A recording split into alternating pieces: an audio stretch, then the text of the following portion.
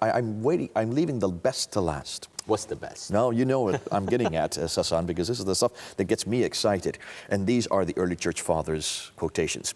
Now, let's give some background as to why these are important. Almost immediately in the early church, whenever the gospel accounts were written, whenever the letters were written, whenever the 27 books, canonical books were used, there were sectarian groups that rose up. And that happens in every religion. Islam has them as well. Every faith has groups that don't like what the Orthodox scriptures are saying, and they would like to create their own scriptures. And these all started to appear in the 2nd century. And one of the reasons why we know they're not authoritative is they're written so late.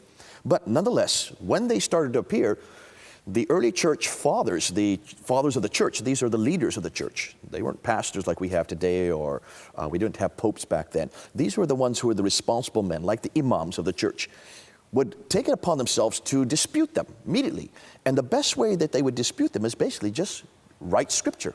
They would take references right out of the Bible and write against them. Say, here's what the Gnostic writers are saying, or here's what the Docetic writers are saying, or here's what the monarchic writers are saying, or the Nestorian writers are saying. But here's what the scriptures say. And all you need to do is look between the two.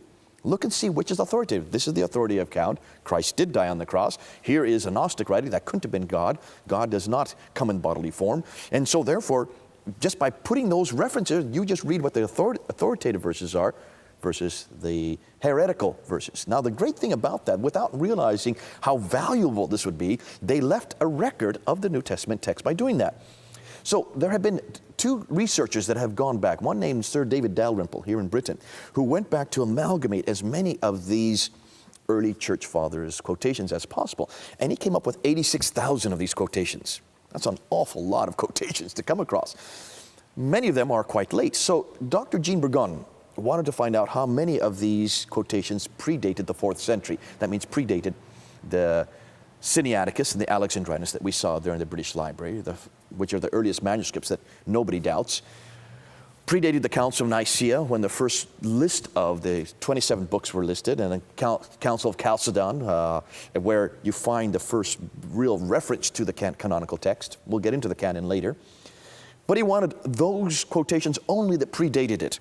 And he came up with early church fathers like Justin Martyr, who had 330 quotations. Irenaeus, 1,800 quotations. Clement of Alexandria, 2,400 quotations. Origen, almost 18,000 quotations of the 27 books of the New Testament. Tertullian, 7,200. And Hippolytus, a good another 7,000. And then you have Eusebius, 5,175. Now, add those all up together, and you get 36,000 quotations. 36,000 that predate the 4th century. Dr. Burgon wanted to do one step further. He said, okay, we've got a lot of quotations. How much of the New Testament do they include? So we put them from Matthew all the way to Revelation, put them in chronological order to try to see how much of the New Testament these included. You know what he found? By putting them in chronological order, he could reproduce the entire 27 books of the New Testament except for 11 insignificant verses.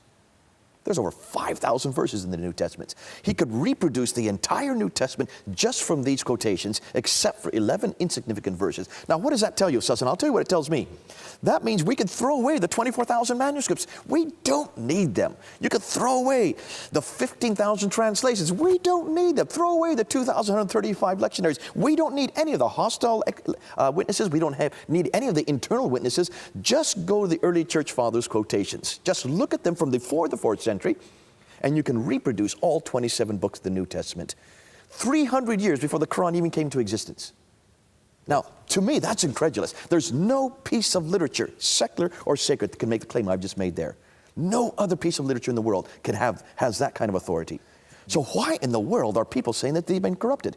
If we even wanted to corrupt it, we have to go to every one of those 36,000 quotations and write them, correct them before the 4th century, which is impossible to do now. But we would have to know where to write, how to throw out Muhammad's name, how to throw out all these references to the name of Allah, and any other thing that would contradict what the Quran is saying. Can you see the enormity of the task that people are trying to suggest may have happened? Just look at the evidence we have. Oh, it's good to have this kind of evidence. And that's why when people tell me that we've corrupted our Bible, I just say, look at this evidence. 24,000 manuscripts, 15,000 translations in 11 different languages, 2,135 lectionaries, and 36,000 quotations, all before the 4th century. Try to top that. You can. Thank God that we have this kind of authority behind our Bible. Hope you have found the programs interesting so far. We'll continue our discussions next time.